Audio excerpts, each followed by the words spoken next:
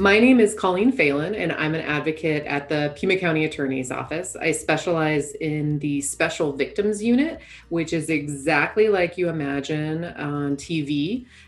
So we walk around, we have cameras like this tracking everything we do and everything we say. Not really. It's a lot different than it looks like on TV. So I spend a lot of time working with attorneys and paralegals, as well as law enforcement, to ensure that survivors of sexual violence are heard and have a voice in the criminal justice process. I've worked at the county attorney's office now for 10 years. And prior to that, I worked at the Southern Arizona Center Against Sexual Assault, also known as SACASA, for 5 years as both a volunteer as well as a staff member.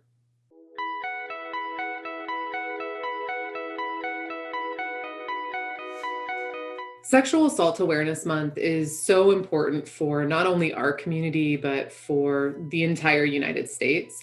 The epidemic of sexual assault is a health crisis in the US.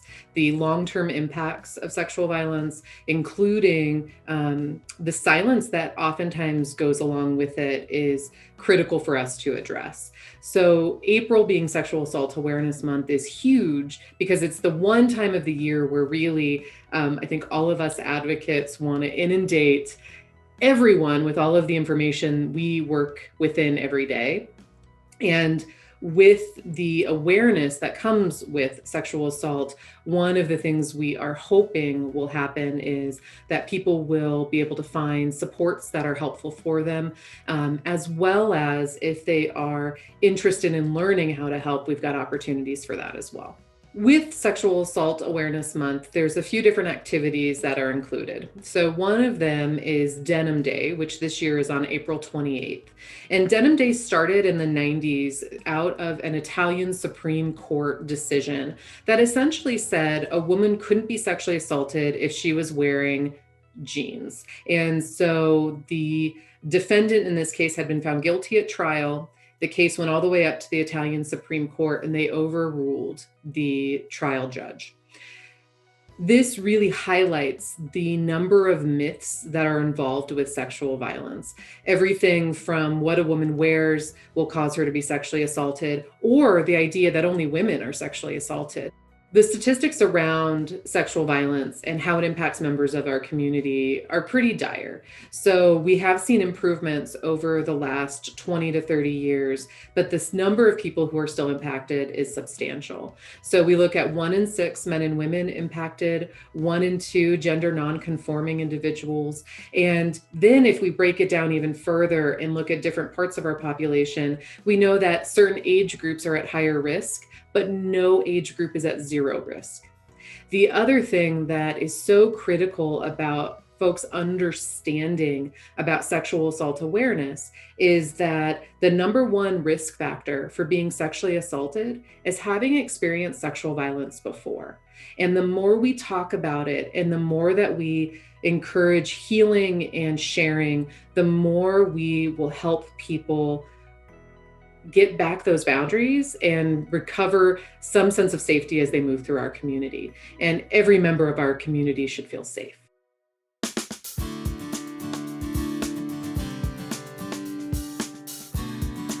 Some people become advocates because they knew when they were little that's something that they wanted to do. And I have to admit that I actually sort of fell into advocacy when I was really just looking for an opportunity to volunteer my time. And the only place that called me back was at this point, it was the DC Rape Crisis Center. I was living in Washington, DC at the time. And so there wasn't a whole lot of places calling back because in DC, volunteering is actually pretty standard, especially during the holidays. So when I started at the DC Rape Crisis Center, I had to go through a really long training. And it was over the course of 3 months, a couple nights a week, a couple full Saturdays. And what I realized as I went through the training is that this was really for me, that this kind of connection and being able to share space and create space for people who had experienced trauma was something that I naturally did. I think many of us have been told, you're easy to talk to, and I like talking to you about things. And so if you're one of those people, I would encourage you to consider volunteering and seeing if this might be something for you. I didn't become an advocate because I had a grand plan, but I became an advocate because it was who I was. And I think that if you have that feeling or you think that you could help, I would encourage you to consider volunteering for our program. We have trainings twice a year, and we will provide you with resources and feedback to be able to create space and share it with people the same way that I'm able to do every day.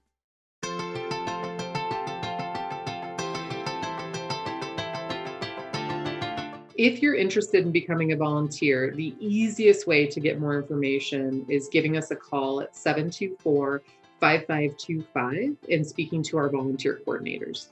They'll be able to provide you with dates for informational sessions, when the next trainings will happen, as well as talk to you about the specifics of what it takes to be a volunteer in our program.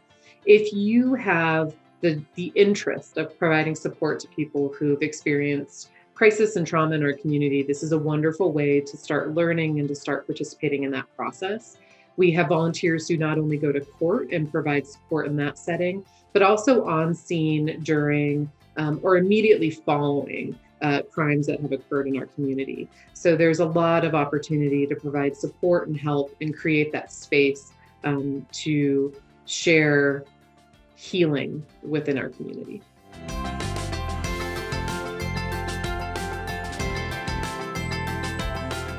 There are a number of ways that you can stay informed during Sexual Assault Awareness Month. You can follow us on social media. It's on Facebook and Instagram and Twitter. Additionally, you can follow our partner agencies. So the Southern Arizona Center Against Sexual Assault, the Tucson Police Department, the Pima County Sheriff's Department, as well as the University of Arizona Survivor Advocacy Program.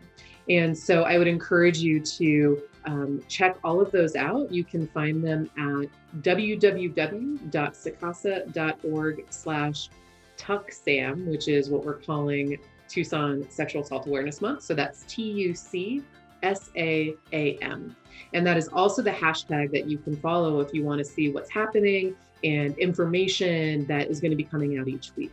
Additionally, on April 28th, that will be Denim Day. And so you can wear jeans and talk to people about why you're wearing jeans. If you work in a setting that it would be appropriate to talk to your supervisors about wearing jeans, that's an option as well. The other thing that we encourage is a teal shirt. Teal is the color of sexual assault awareness, and we would encourage you to wear teal all month long.